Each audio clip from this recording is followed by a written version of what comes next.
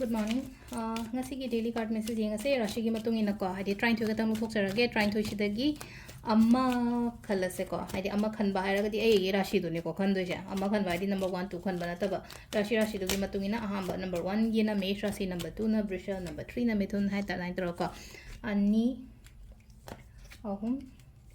mary manga taruk ko teret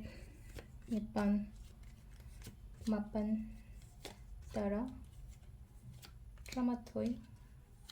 trying to go ahamba mishra shigi yen se ko mishra shigi na kari energy lake ko ngashigi oina ko ahamba lakpa se stela ise ko yamna positive wave energy sama lai ko hadi relationship hadi mai cha gi relationship kumba yamna phaba anganga aiga gi hai tar ko mari yamna phaba ko padu maina loi icha gi maram da phaba oi la pani khangde mai tro good news kumba kai gumba maina la ko lo haina piri ko atuga aina semjaba sajaba pot kumba lere ko hadi growth yam level business ma da we gaina khalazine ko sisna ko gi ahamba gi mishra shigi lere ko matangi brisha ko brisha sina ngasi se emotional oiba khatang hai tare ko confusion emotional thawai noi taba khotaba gumba maina khitang lere ko brisha sina ko mithun jen se lai jeng ka ai rapan gumba lere ga di adu do lotion na ba natraga ai gi favor la po khopa do mai tro lai ko sida mithun gi mathangi karkat gi rashi china hai tare ko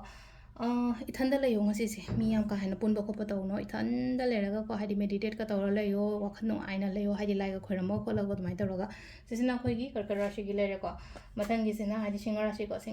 hadi ai gi lan thum harsna ki well kari kra su mem se phajana manage to ko ngasi gi na hadi pesang sa jadi lemna man ngano arem badulation ngano khot kono ko sisina akhoi gi keno gi lere ko ama ani ahum mari manga ko keno ore singa rashi gi ore ko mathangi kaina gi sina hadi mingonda direction piba dain te ko hadi mingonda thabak piba nang shi toro nang shi lo habi da sindok pa haiba khot pad mai taro ko makok chinga ga mai taro ga dum bagi mongda lai ko kaina sina mathangi tula rashi gi na silai se ko hadi phangani aina khali ba pot aina ningi ba pot to tar ga so katang tapna lakpo oi oibo do tapna lakpa hai tare ko dum khitang yet pa khot pa do mai lai aja ju phangani soidana ko sin akoi gi tula rashi ge lere ko bricheki na mo silai jo khallaga lei ba pod ha jo ko ai comfort zone dei thola to bo thabak ai mai yam pa kani ko life ta hai tar ko sida ina khanjana ga lei jo so bodi khut tha bo do ma ko risk lo ro khut tha ko shu ko ai de ko silai je ko sisina ko gi bricheki lere ama danu sina mo hadi confusion gam lei ko so ko nga sai gi sida sida ani mag lei ja pe tang mane ko hadi second su bo se ga confusion le bai tar ko hadi thoi no ai ta kem ta tong ning da bo khot ning da bo ma na ga so phau bo ko pa yai ko lambi kari kra cha phang khang da bo to bong khang da bo ko ta ba amai tar ga lai ko danu gi se makar gi sina happy family handai to la ko imu manu phada nushina lei boko padai ta rogo ina la e makar gi sina ko hadi kumbra shi gi na musi chak mane kumbra shi gi so husband wife relationship mas pam phadana lei ba hadi family am phadana lei mina boko mina badai ta le ko last ki minna sena amu sida lei se ko